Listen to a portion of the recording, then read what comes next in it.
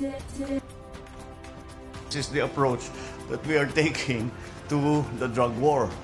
Ang ating ginagawa, we take apart, binabaklas natin yung mga sindikato, kahit sino man ang nakita natin kasabwat dito sa drug trade, kahit sino man, kahit politiko ba na powerful politician o police o kung sino man, iniimbestigahan natin.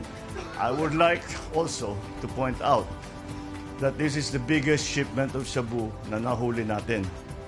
But not one person died. Walang namatay, walang nagputukan, walang nasaktan.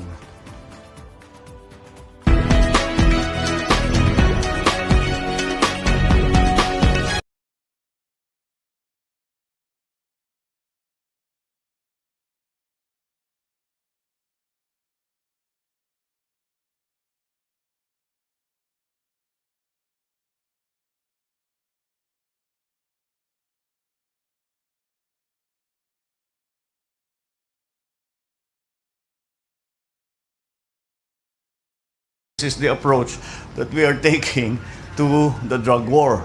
Ang ating ginagawa, we take apart, binabaklas natin yung mga sindikato, kahit sino man ang nakita natin kasabwat dito